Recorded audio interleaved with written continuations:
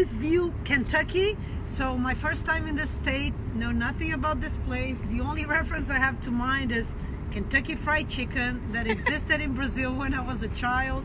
And I hear it's a red state, a kind of conservative South state, but with a lot of cultural identity and maps. And this wonderful committee has picked this place to do this incredible, pioneer, unique event called Psychedelic Medicine and Cultural Trauma Workshop. So we're here, in this place, and Jamilah has given a really moving presentation, actually got me crying, but not only me, a lot of other people, and she's just speaking from her soul, her truth, talking about her feelings and, her ancestors. And when she sees a white person, that dilemma of knowing what their ancestors did, and talking about healing, talking about transformation and moving forward, and including people of color in this wonderful world of psychedelic healing. So thank you, Jamilah, for your talk, and thank you for being here. Can you tell us what is this workshop about? Sure. So, you kind of just gave a really good summation, but basically we want to give clinicians and therapists the tools that they need to work with communities of color, to not be afraid to talk about and identify and name cultural trauma, and having the tools to treat it. And so we've had discussions on all sorts of things that kind of can relate to that.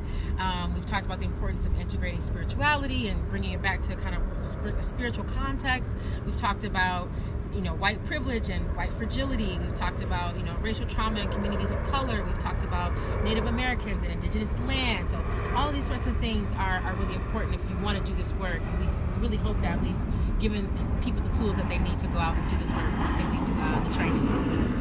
What are the challenges that people have to work with community of colors in psychedelic assisted therapies? How much time do we have here? What are the challenges? There are many challenges. One of the things I talked about today that I think is a challenge is I think that there's a fear to even just engage in conversations about race and cultural trauma. So I think that one of the things that we need to do is overcome that fear to just really begin having difficult conversations. Some of the other barriers are including lack of resources that are dedicated to reaching communities of color. So we think about issues with recruitment or retention in therapy and in psychedelic treatment.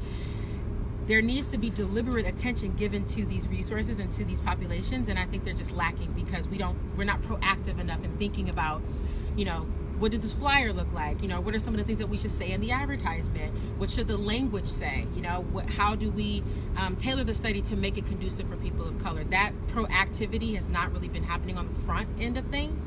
And I think if we were to engage that a bit more, we would kind of be able to overcome that as a barrier. So I think kind of just fear and lack of resources or lack of ability to tap into resources. I'll just start with that. So this is something that people talk a lot about, and it's something I've been learning here in the U.S. as a recent immigrant. What is white fragility? So it's a sense of people of European descent being fragile or anxious or nervous when confronted with a reality that forces them to face the reality of their privilege. So if you're a white person and a person of color or any person ends up telling you that you have privilege in the X, Y, and Z ways, white people tend to get nervous and shut down. They don't want to have conversations. They may get angry and yell at you or engage in an argument, or they may get silent and not say anything at all. So there's this sense that white people can not all white people, but white people can be fragile, and that they don't have the ability to sustain or engage in these truth-saying conversations, which again we need to continue having.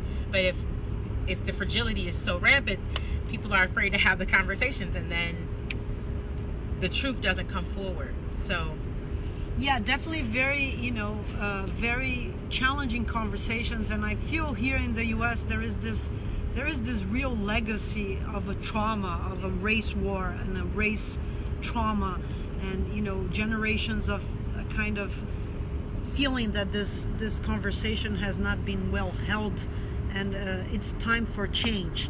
And I think a lot of us feel that the time is now, time is up. And Are you hopeful that psychedelic medicines could play a role in healing racial trauma? I am very, very hopeful. In fact, I just think that the biggest barrier is access and accessibility. I think even just from my own personal experience with talking to people of color, some of the language that we use in conversations about psychedelics can be foreign to people of color because we don't have the privilege of being part of those spaces that engage in those conversations on a regular basis. So I think if we can find ways to translate that language, and I really think that it's almost like speaking a different language almost. When you use terms like, inner healer and non-directive experiences and all these things, you're talking to someone who's never had a psychedelic experience. It's like, what are you talking about? So you have to be able to take from the literature and the science and our own experiences with these medicines and make it such that people who are outside of this context can understand the power in these treatments, and to understand that this isn't some new, experiential thing that we're just trying. A lot of this work is thousands of years old, and began happening in the United States and between the 1930s and 1950s in clinical drug trials, and then is now being picked back up in a psychedelic renaissance. And we have enough evidence to suggest that this treatment is going to be effective for racial trauma. But we got to get it to people of color. We got to get it to people who are experiencing racial trauma. Yeah, I just want to, wrap up by congratulating you and your team, and Dr. Monica Williams was back there behind the camera, and she gently invited us. Come on here, Monica. And Zoe, her daughter, is behind the camera. So this, it's about community and it's about family. And I'm so honored to be part of this group of people that are, willing to dream and willing to think of new utopias and new realities and imagine new futures where, we're all more together and united. And it's not going to be all lovey-dovey and all perfect. We're not that naive, but we can do better, and we're doing better. And we're here, lined up in this army of love and hope and transformation. And I really want to cherish my colleagues for bringing together this workshop, and just wonder if you could maybe repeat the lyrics, and got all my hairs up talking about freedom, black people in the United States remembering slavery and how that hits their body and touches their soul.